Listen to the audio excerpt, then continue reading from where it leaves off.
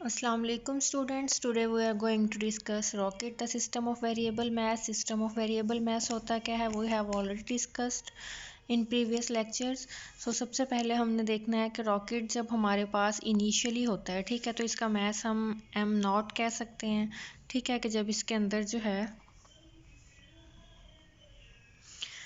अंदर जो है वो सारा फ्यूल मौजूद है, ठीक है, ये लॉन्चिंग पैड पे हम कहेंगे इसका मास m नॉट है।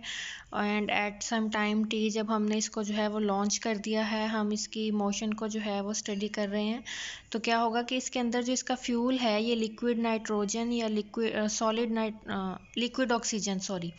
लिक्विड या सॉलिड ऑक्सीजन के इसके अंदर जो है वो पैकेजेस होंगे, ठीक है, जो इसका फ्यूल है। और जब ये इसको हम लॉन्च करेंगे, फ्यूल जो है वो बर्न करना शुरू कर देगा, तो 1 बाय 1 जो है ये हमने जनरल लिखा है, ठीक है, अंदर वो किस कंटेनर में या किस पैकेज में मौजूद होता है हमने उसको रिप्रेजेंट नहीं किया, ये हमने सिर्फ सिचुएशन को सिंप्लीफाई किया कि हमारे पास ये जो है फ्यूल के पैकेजेस पड़े हुए हैं, ठीक है। तो जब ये लॉन्च होगा तो ये फ्यूल जो है वो 1 बाय 1 जो है वो बर्न होना शुरू हो जाएगा। तो फ़र्ज़ करें पहले हमारा पहला कंटेनर जो है वो बर्न हुआ, तो वो इजेक्ट हो जाएगा in the form of gases, ठीक है। तो जब हम इसकी इक्वेशन ऑफ मोशन को ड्राइव करेंगे, तब हम जो है वो इसका mass at any time t पे कंसीडर कर लेंगे m है, ठीक है, और इसमें से जो गैसेस बर्न आउट हो रही हैं उसको हम कहेंगे कि हमारे पास है -dm, ठीक है।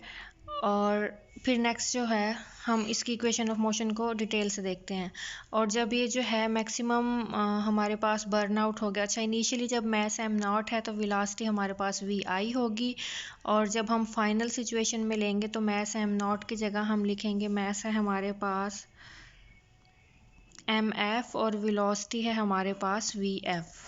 ठीक है। अब यहाँ पे जो है वो हम इसकी इक्वेशन ऑफ मोशन को देखते हैं, जैसे हमने लास्ट टाइम जो है वो पहले हमने इसको डिफ़ाइन कर दिया है कि रॉकेट जो है वो हमारे पास एक जेट है जिसमें उसका फ्यूल जो है वो in the form of liquid oxygen और सॉलिड ऑक्सीजन मौजूद होता है। तो वर्किंग हमारे पास ये हमने सिस्टम ऑफ वेरिएबल मास में भी डिस्कस की थी, वही है कि जब फ्यूल जो है वो इसका बर्न आउट होता है तो वो इजेक्ट हो जाता है in the form of gases. अब जैसे ही गैसेस जो है वो डाउनवर्ड मूव कर रही हैं, ठीक है, तो गैसेस का मोमेंटम चेंज हो रहा है, तो हमने देखा था कि चेंज ऑफ मोमेंटम जो है वो फोर्स के इक्वल है, फोर्स होगी इस डायरेक्शन में। अब गैसेस के इस डायरेक्शन में इजेक्ट होने की वजह से रिलेटिव वेलोसिटी है कि, और ये जो हमारा जेट है ये इसके बिल्कुल अपोजिट डायरेक्शन में मूव कर रहा है, तो जो फोर्स चेंज ऑफ मोमेंटम की वजह से डाउनवर्ड है, बिल्कुल उसके अपोजिट फोर्स जो है वो रॉकेट पे लगेगी upward, equal and opposite force जो लगेगी, इसको हम कहेंगे थ्रस्ट ऑन द रॉकेट, ठीक है, कि जो change in momentum of gases की वजह से फोर्स थी डाउनवर्ड, जो उसके अपोजिट फोर्स अपवर्ड है रॉकेट की मोशन के according in the direction of motion of rocket, ठीक है, उसको हम कहेंगे thrust on the rocket.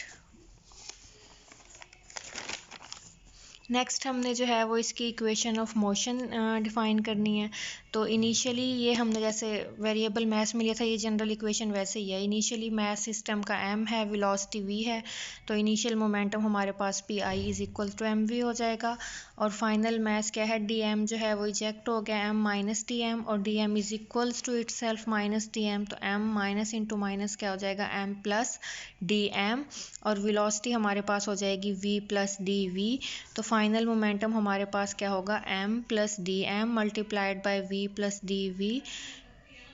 Plus D M multiplied by u। तो स्मॉलर डी एम की वैल्यू थी negative of capital D M, ये हमने यहाँ पे पुट कर दिया। फाइनल मोमेंटम, ये जो कैलकुलेशंस हैं फाइनल मोमेंटम की, ये सिस्टम ऑफ वेरिएबल मास में डिटेल से स्टेप बाय स्टेप है, मैंने जस्ट यहाँ पे इसकी जो है वो फाइनल इक्वेशंस लिख ली है, ठीक है, या आप वहाँ से अगेन जो है वो रिपीट करेंगे। फिर हम कहते हैं कि जब रॉकेट जो है वो बहुत हाई स्पीड पे मूव करना शुरू कर देता है तो उस पर कोई भी एक्सटर्नल फोर्स एक्ट नहीं कर सकती, तो सम ऑफ एक्सटर्नल फोर्सेस क्या हो जाएगा, ज़ीरो, हमारे पास इक्वेशन ये बन जाएगी, और ये है हमारे पास फंडामेंटल इक्वेशन ऑफ रॉकेट, ठीक है, कि time rate of change of velocity multiplied by mass of the rocket, ये हमारे पास क्या हो गई है, m a is equal to negative of, ठीक है, relative velocity and rate of change of mass, क्योंकि मैस भी यहाँ पे क्या है आपके पास वेरिएबल है, मैस यहाँ पे कांस्टेंट नहीं है। तो ये दोनों क्वांटिटीज़ जो हैं वो एक दूसरे के क्या हैं, अपोजिट और इक्वल हैं। और यहाँ पे जो v रिलेटिव dm/dt है, हमने जब स्टार्ट में डिस्कस किया तो हमने देखा कि रिलेटिव मोशन की वजह से अपवर्ड जो है वो फोर्स लग रही है, और चेंज इन मैस की वजह से अपवर्ड फोर्स लग रही है रॉकेट के ऊपर। वो जो dm इजेक्ट हो रहा था, माइनस dm जो इजेक्ट हो रहा था, वो चेंज कर रहा था ना मैस को। तो change in mass, time rate of change of mass की वजह से और रिलेटिव वेलोसिटी की वजह से जो अपवर्ड फोर्स लग रही है रॉकेट के ऊपर, इसको हम कहते हैं थ्रस्ट। और यहाँ पे जो है हमने dt दोनों साइडों पे मल्टीप्लाई कर दिया, dt से dt कैंसिल हो गया। फिर हमने जो है वो कंसीडर किया कि m0 जो है वो इनिशियल मास ऑफ फ्यूल है, जो मैंने स्टार्ट की डिस्कशन में बताया, और mf जो है वो फाइनल मास ऑफ रॉकेट है, जब आपका जो है वो फ्यूल बर्न आउट होके इजेक्ट हो गया इसमें से, ठीक है। फिर हमने जो है वो इस पे इंटीग्रेशन अप्लाई कर दी dv पे। इनिशियली वेलोसिटी v0 थी, फाइनल वेलोसिटी vf थी, और इनिशियल मास m0 है, फाइनल मास mf है।